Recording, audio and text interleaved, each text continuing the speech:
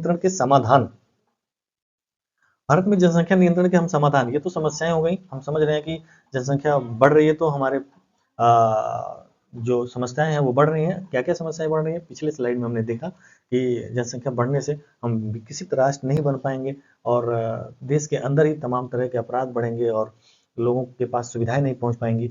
तो इन समस्याओं को, ये तमाम जो 11 समस्याएं हमने गिनाए, इन समस्याओं को हम कैसे नियंत्रित करें, कैसे उनका समाधान कर सकते हैं, इसके लिए कुछ सुझाव यहाँ पे दिए जा रहे हैं और उसको हम समझते हैं तो अपनाते हैं तो जनसंख्या को नियंत्रित किया जा सकता है। पहला जो सुझाव दिया जा रहा है वो ये दिया जा रहा है कि जनसंख्या नीति का प्रभावी क्रियान्वयन किया जाए। जो जनसंख्या नीति 2001 में लाई गई थी, उस जनसंख्या नीति का हम प्रभावी रूप से क्रियान्वयन करें, उसको धरातल पे लागू करें, जिससे कि जनसंख्या नियंत्रित हो सके।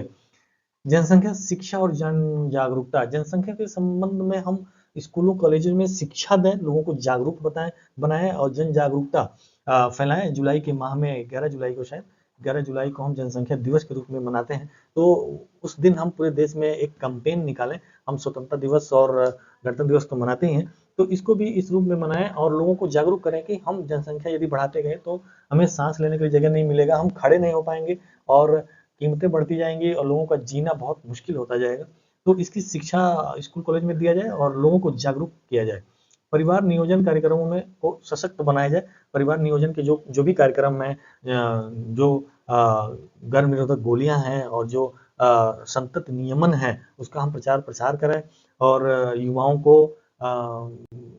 ज़्यादा उम्र के बाद शादी करना चाहिए और उनको अपने पैरों पे पहले खड़े हो जाना चाहिए, मेहनत करना चाहिए और संयमित जीवन जीना चाहिए और योग साधना चाहिए और जो संभोग की तरफ कम प्रवृत्त बनाना चाहिए और अपने ऊर्जा को ऊपर उठाना चाहिए और जो ब्रेन है, ब्रेन तक पहुंचाना चाहिए, शस्त्र कमल की तरफ पहुंचाना चाहिए। और इससे क्या होगा कि हमारा ब्रेन तेज होगा। यदि हम संभोग की तरफ जाएंगे तो उसमें हमारा जो शरीर का ऊर्जा है वो क्षय हो जाता है और हम अच्छा नहीं सोच पाते हैं, कमजोर हो जाते हैं। तो इसको सही रूप में और नियमित जीवन जीने से हम एक तो जनसंख्या तो बचाएंगे ही, हम एक ऊर्जावान व्यक्तित्व बना पाएंगे। तो बहरहाल इसका परिवार नियोजन का अर्थ यह है कि हम नसबंदी को बढ़ावा दें और गर्भ निरोधक गोली को बढ़ावा दें। एबॉर्शन को इसको अच्छी बना देना चाहिए।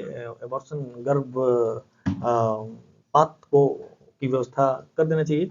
लिंग आइडेंटिफिकेशन ठीक है रोकना, लेकिन एटलीस्ट हमें इसको जो गर्भपात है इसको हमें ऐच्छिक और उसको ईजिली बना देना चाहिए और उसका प्रचार करना चाहिए, तो हम जनसंख्या नियंत्रित कर सकते हैं। महिलाओं की सशक्तिकरण और शिक्षा, महिलाओं को सशक्त बनाना चाहिए। आज भी गाँव में महिलाओं को स्वतंत्र रूप से सोचने और निर्णय लेने की आज़ादी नहीं है। उनके ऊपर पुरुषों के ही मानसिकता थोपी जाती है और जो पुरुष डिसीजन ले लेता है, घर का मालिक पुरुष होता है और पुरुष जो डिसीजन लेता है वही महिलाएं मानती हैं। तो निश्चित रूप से जब महिलाएं शिक्षित होंगी, साक्षर बनेंगी, तो अपना निर्णय भी खुद लेंगी और पुरुषों का दिमाग ठिकाने लगाएंगी।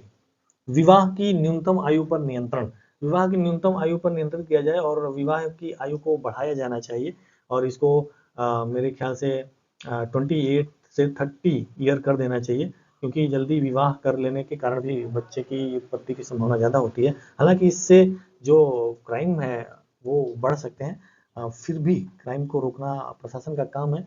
विवाह की आयु को 28 से 30 किया जाए और इनके जब तक कि हायर एजुकेशन शिक्षा ग्रहण ना कर ले युवा, तब तक हमें उसको इसमें शामिल नहीं करना चाहिए। प्रोत्साहन आधारित उपाय, इंसेंटिव बेस्ड अप्रोच अपनाना चाहिए। जो 1 या 2 बच्चे ही पैदा करें उनको हमें रोजगार देना चाहिए। यदि वो रोजगार में है तो उन्हें अधिक से अधिक छुट्टियां देनी चाहिए घूमने के लिए, उनके सैलरी में वृद्धि भी करना चाहिए, उनको अच्छी सुविधा, उनको कार वगैरह देना चाहिए गवर्नमेंट को, कुछ पैसे देना चाहिए।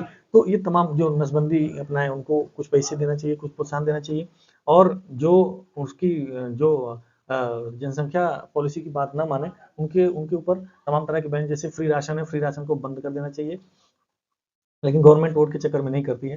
फ्री राशन, फ्री दवा को बैन करना चाहिए। जिनके पास भी 2 से अधिक बच्चे हैं उनको सरकारी नौकरी में मुश्किल करना चाहिए, नेता नहीं बनने देना चाहिए इत्यादि। इस तरह की व्यवस्था करना चाहिए जिससे कि हम स्ट्रिक्टली और कठोर रूप से जनसंख्या को रोक सकें। मातृ एवं शिशु स्वास्थ्य सेवाओं में विस्तार करना चाहिए। अधिकतर गाँव में ये सोच है कि अधिक से अधिक बच्चा इसलिए लोग पैदा करते हैं क्योंकि पता नहीं कितने उसमें जीवित रहेंगे, कितने मर जाएँगे, कितने की बीमारियाँ हो जाएँगी, कुपोषित हो जाएँगे क्योंकि उनके पास इलाज के लिए बेहतर सुविधाएँ नहीं होती हैं।